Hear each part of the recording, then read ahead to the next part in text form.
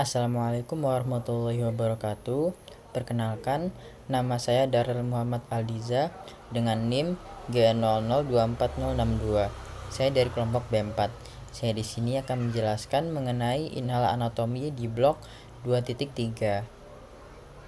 Oke, untuk soalnya, jelaskan anatomi lengkap dari medula spinalis. Oke, jadi medula spinalis atau sumsum tulang belakang itu adalah bagian penting dari sistem saraf pusat yang memanjang dari foramen magnum di dasar tengkorak hingga vertebra lumbalis pertama atau kedua. Nah, struktur ini tuh punya fungsi sebagai penghubung utama antara otak dan juga seluruh tubuh. Dia tuh memungkinkan transmisi impuls sensorik menuju otak dan juga impuls motorik dari otak ke otot-otot tubuh. Nah, selain itu, medula spinalis itu juga bertanggung jawab atas refleks spinalis yang berlangsung secara otomatis tanpa perlu pengolahan di otak. Nah, tanpa kehadiran medula spinalis, komunikasi antara otak dan tubuh itu bakalan terputus. Nah, yang mana itu bakal menyebabkan gangguan motorik dan sensorik yang serius. Kalau secara eksternal, medula spinalis ini punya beberapa ciri khas anatomi yang penting buat identifikasi dan juga orientasi klinis. Visura mediana anterior itu tampak sebagai lekukan longitudinal di bagian depan medula.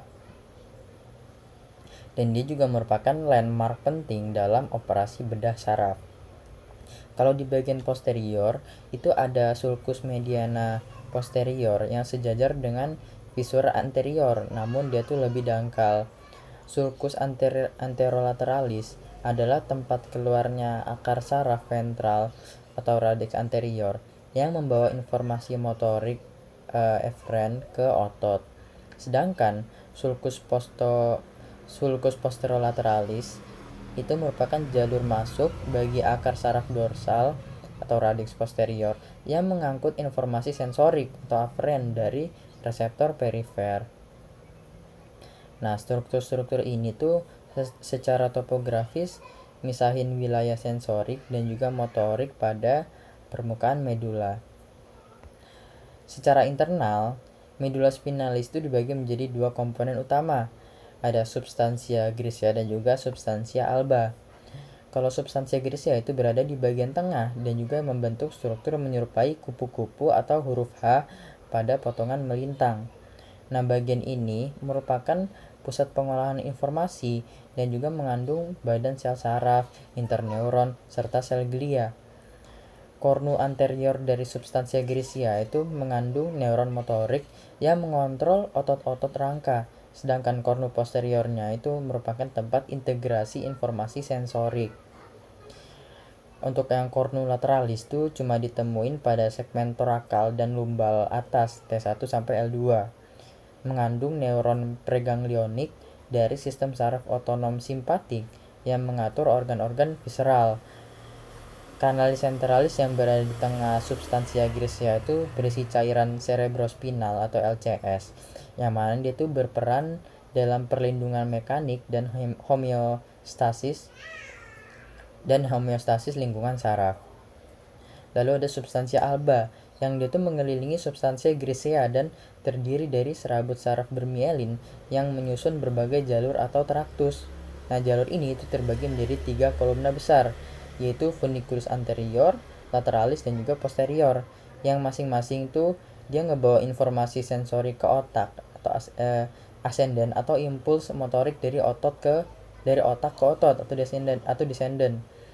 Nah, traktus ascendant itu mencakup fasciculus gracilis dan cuneatus yang membawa sensasi halus seperti getaran, sentuhan halus, dan propriosepsi dari ekstremitas inferior dan juga superior. Lalu spinothalamicus itu untuk sensasi nyeri dan juga suhu, serta ada spinocerebellaris untuk menginformasikan posisi dan juga pergerakan otot ke cerebellum. Sebaliknya, Tractus descendens itu seperti corticospinalis itu mengarahkan gerakan volunteer, sedangkan reticulospinal dan vestibulospinal itu dia tuh punya peran dalam pengaturan postur dan tonus otot. Nah, selain jalur-jalur saraf, medula spinalis itu juga menjadi tempat pembentukan plexus saraf, yaitu jaringan kompleks dari cabang-cabang saraf spinalis yang bertanggung jawab terhadap inervasi berbagai bagian tubuh. Nah, plexus cervicalis C1 sampai C4 itu menginervasi otot leher dan juga diafragma melalui nervus phrenicus. Lalu plexus brachialis C5 sampai T1 itu menyuplai ekstremitas atas dan juga penting dalam kontrol gerakan tangan. Lalu plexus lumbalis L1 sampai L5 itu bertanggung jawab atas inervasi abdomen bawah dan juga paha anterior. Sementara untuk plexus sacralis S1 sampai S4 itu menyuplai ekstremitas bawah dan juga perineum, termasuk nervus ischiadicus yang merupakan saraf paling besar di tubuh manusia. Terakhir ada plexus coccygeus S4 sampai CO1 itu menginervasi area perianal. Untuk vaskularisasi medula spinalis itu juga penting buat mempertahankan fungsinya.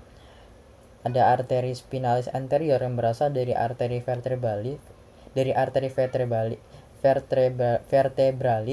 yaitu menyuplai 2/3 bagian anterior medula spinalis, termasuk substansia grisea anterior dan juga traktus motorik utama.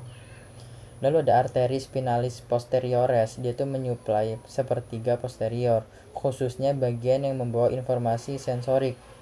Nah, aliran darah ini diperkuat oleh arteri radicularis yang memasuki kanal vertebra bersama akar saraf spinalis di setiap segmen vertebra. Nah, gangguan aliran darah pada arteri ini itu bisa menyebabkan defisit neurologis yang parah dan seringkali irreversibel. Medula spinalis itu ada 31 segmen dan masing-masing segmen itu munculin sepasang saraf spinalis yang keluar melalui foramen intervertebralis. Nah, segmen-segmen ini itu dibagi menjadi 8 segmen servikal C1 sampai C8, lalu 12 torakal T1 sampai T12, 5 lumbal L1 sampai L5, 5 sakral S1 sampai S5 dan 1 coccygeal. Nah, walaupun medula spinalis ini berakhir di L1 sampai L2, akar saraf dari segmen bawah itu masih terus turun dalam bentuk cauda equina hingga keluar pada tingkat foramen yang sesuai.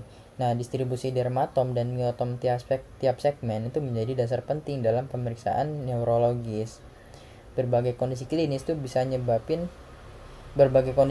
dapat melibatkan medula spinalis. Kayak cedera tulang belakang seperti fraktur atau dislokasi itu dapat menyebabkan gangguan motorik atau sensorik, tergantung lokasi dan tingkat keparahan lesi.